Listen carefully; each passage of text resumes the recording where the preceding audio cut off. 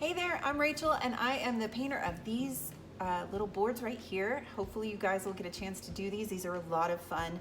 And because they are already pre-etched and laser cut out, you will actually have a kind of a no-fail way of making this look really nice. So I did some colors on here that you've been given, and some of this, it takes a little bit of mixing, but that's no worries. I'll lead you through on how to do it. And additionally, all of the darker colors that you see on here are all watercolors that haven't been added water to it. So you just take your brush, you dip it right into the watercolor, you put it on here, and then you can mix outward with water. So then I will be going over how to do some of the cloud work. But if you don't want to do clouds and you just want to do a single color, you can do that. However, it's just like a Bob Ross, whatever makes you the happiest. Okay, so what I'll do is I'll switch over to the time-lapse version. And then if you guys have questions about how to do some of this stuff, just post it down below. I will answer all the questions that you have, but this will end up looking really nice for you. And then you can hang it up. So, okay. Okay, so I began with adding in the darkest parts of the background. I like to work from back to front, so I put in undiluted blue into the background and kind of laid out exactly where I wanted my clouds to be. I made the clouds just a random shape. I kind of wanted them to be behind the cactus, so I started out like that. And then I began adding in various colors like blues and yellows and reds, and kind of gave it a lot of water in the back, just because clouds have a lot of the colors of the rainbow. Since they are made of water, they reflect a great deal of color, and they have a lot more colors than you think. Clouds aren't just white, they are all variations of color.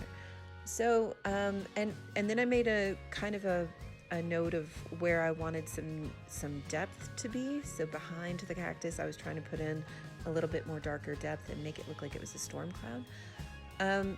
And additionally, wherever you put the white should be all in the same place over the clouds. So if it's going to be from the top right, kind of like how I did, then you only want the top right-hand most parts of your clouds to be highlighted with white. Those will be the only places where you actually put undiluted white in. Everywhere else is going to have a little bit more color variation.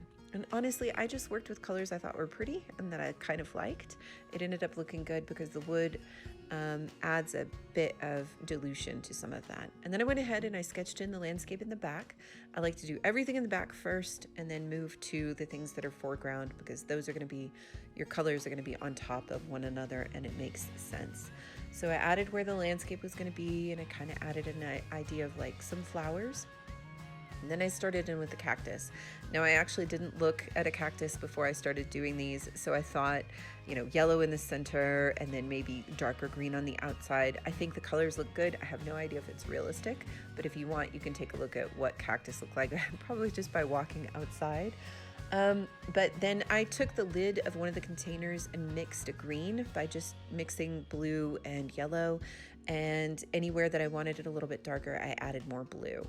And then any place that you feel like is not mixing very well, you can just add a little bit of water and really rough it out with a brush.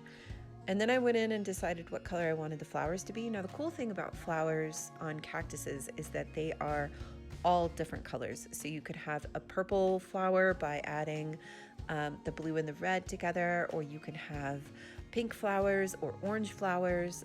Just depends on what you think will look the best. I did a thing where I colored in some of the tips a little bit darker, and I think that looks really good, but it's a really easy place to kind of get a little bit of extra pop of color, and I think it ended up looking really good. The final thing I did before I stopped this whole thing was that I added a little bit of color touch to some of the clouds, the cloud tops, and added a little bit more white to make it look a little bit more poppy, because after everything dries, the color will tamp down just a little bit. But that's it. Hopefully you like it. Okay, so now that you've completed your painting, this is the one that I actually showed you, but this is another one that is similar. You have the ability to Seal it if you would like, and you can use a varnish sealer, or you can leave them unsealed like I have here, and the colors will remain sturdy. Just don't ever expose them to water. It will still have a tendency to run, but mostly you've stained the wood, so these should stay the same. If you guys have any questions whatsoever, please let me know. I'd be more than happy to help walk you through some of this stuff and clear up any questions that you might have had. You can always practice on the back too if you want, just to give yourself an idea of how that stuff is going to run. You should have been given enough color that you'll be able to run through some of these things and like do a little bit of testing.